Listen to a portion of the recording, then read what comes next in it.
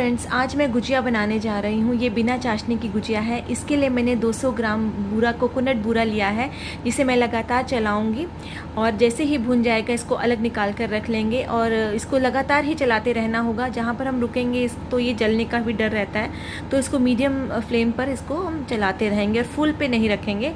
और इसको चलाने के बाद अलग कर लिया है मैंने और साथ ही 1 कटोरी सूजी ली है मैंने। 200 ग्राम मैंने बूरा लिया था, कोकोनट बूरा, और 200 ग्राम ही सूजी है। तो इनको भी हम लगातार उसी तरीके से अच्छे से भूनेंगे। अच्छे से भून जाने पर साथ ही इसको भी हम अलग करके रख लेंगे और साथ ही मैं अपने ड्राई फ्रूट्स ये भी फ्राई कर लूँगी और लगातार ही चलाते रहना है हमको इसको। और अलग निकाल कर रख लेंगे सूजी को भी। और उसके बाद मैं अब खोया लूँगी। खोया भी मैंने 250 ग्राम लिया है। खोया मैंने थोड़ा सा ज़्यादा लिया है, आप 200 ग्राम का भी रेशो रख सकते हैं, 200 200 200। तो मैंने लेकिन खोया 250 ग्राम लिया है और इसको भी इसी तरीके से भूनते ही रहना है, चलाते ही रहना है। हम रुकेंगे नहीं, रुकने से चिपक सकता है बर्तन पर। तो साथ ही मैं अपने थोड़ा सा ड्राई फ्रूट्स रोस्ट कर लेती हूँ घी में, तो वो भी हम अच्छे से रोस्ट करके अलग कर लेंगे और इन सबको मिक्स करेंगे बाद में।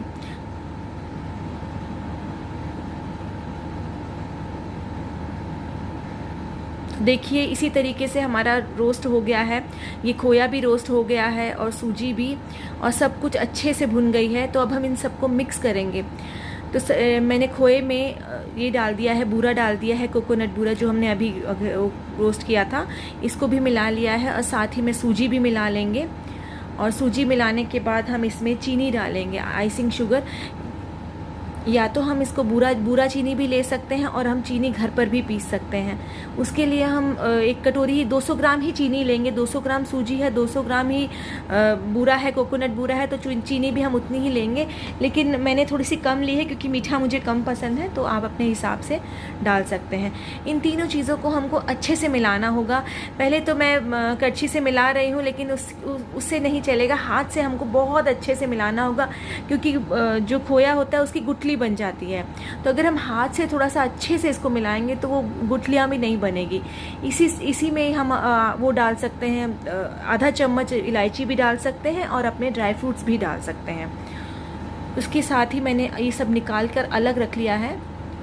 और अब हम तैयार करेंगे अपना आटा गूंदने का मेथड, जो कि हमने गुजिया के लिए चाहिए। तो आटा गूंदने के लिए मैंने मैदा ले लिया है 1 किलो। इसमें मैंने 200 ग्राम ही मैंने घी लिया है। आप ये ज़रूर ध्यान रखिए कि घी ही लीजिए, कोशिश कीजिए कि आप घी से ही आटा गूंदें, क्योंकि गुजिया, नमक पारे, इस तरह की चीज़ों में घी का ही इस्तेमाल से बहुत अच्छी बनती है। मैंने इसमें आधा चम्मच नमक भी डाल दिया है और घी को मैंने हल्का गुनगुना कर लिया है, हल्का गुनगुना किया है।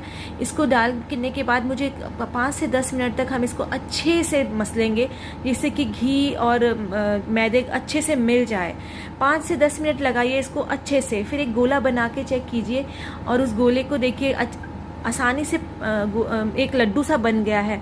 अगर बन गया है तो इट मीन्स कि हमारा अब हम हो गया है, हमें और करने की ज़रूरत नहीं है, मिक्स करने की ज़रूरत नहीं है। दूसरी तरफ मैंने पानी में थोड़ा सा केसर भी डाल दिया है। आप अगर फूड कलर डालना चाहें तो वो भी डाल सकते हैं। तो ये देखिए पानी का कलर कितना प्यारा आ गया है। और अब हम इसी पानी से आटा गूंदेंगे। पानी बहुत कम लगेगा क्योंकि हमें डो ना ही ज़्यादा पतला चाहिए और ना ही ज़्यादा सख्त चाहिए, तो मीडियम तरीके का डो चाहिए। तो इसी तरीके का डो चाहिए। और देखिए कलर बहुत अच्छा आया है। तो आप केसर ज़रूर डालिए, केसर नहीं है तो आप फूड कलर भी डाल सकते हैं। वैसे तो आप इन दोनों के बिना भी बना सकते हैं, तो भी बहुत अच्छी बनेगी। अब इसके बाद हम एक कपड़े को गीला करके अच्छे से इसको ढक देंगे और इसको कम से कम 10 से 15 मिनट तक छोड़ देंगे। और देखिए अच्छे से ये हमारा आटा हो गया है। अब हम इसका एक बड़ा सा लोई लेंगे और उसको हम अच्छे से और बाकी आटे को ढक लेंगे और उसको अच्छे से हाथ से एक बड़ा सा रोल बनाएंगे, जिससे हम छोटी छोटी लोइयाँ निकालेंगे, ताकि हम गुजिया के हिसाब से हम अपने, क्योंकि एकदम से हम सारी नहीं निकाल सकते। गुजिया बनाते समय ये खास ध्यान रखिए कि हमें थोड़ा थोड़ा ही पेड़े से निकालनी पड़ेगी।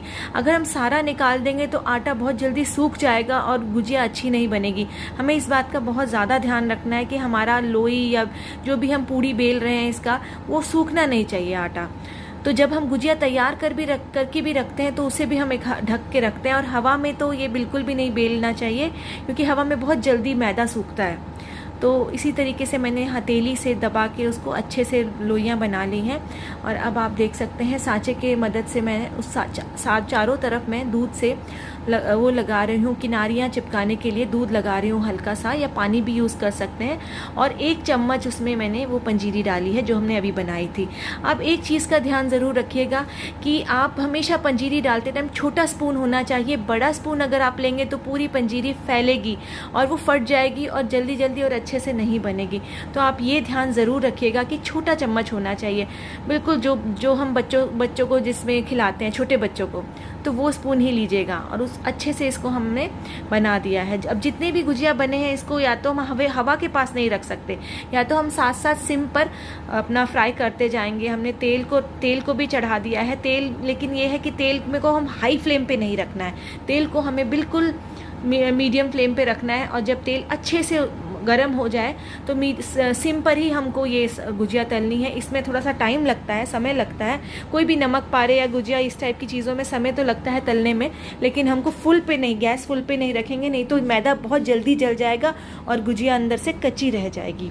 तो इसलिए मैंने 3-4 ये गुजिया बना ली है। अब मैं इनको तलूँगी। तो ये देखिए इस तरीके से सिम पर हम इसको तलते जाएंगे। और इस तरीके से ही मैंने ये सारी बनाई हैं, 5-5, 6-6 के उस पर शिफ्ट पे बनाई हैं। मैंने एक साथ सबको बना के नहीं रखा है, क्योंकि अगर मैं एक साथ सबको बना के रख देती हूँ, या तो फिर हम इसको हवा के पास ना ले जाएं, किचन में ही बनाएं, क्योंकि गर्मी बहुत ज़्यादा है। तो मैं आराम से अपने रूम से भी ला के बना रही हूँ, तो इसलिए थोड़ा मुझे समय ज़्यादा लग रहा है और मैं थोड़ी थोड़ी बना रही हूँ, तो इस वजह से। तो आप जब भी बनाएं तो हवा के नीचे डायरेक्ट ना बनाएं, नहीं तो मैदा सूख जाएगा गुजिया का। या फिर एक कप उस पर हम एक कपड़ा रख लें। तो इसी तरीके से देखिए गुजिया बनकर तैयार हो गई है।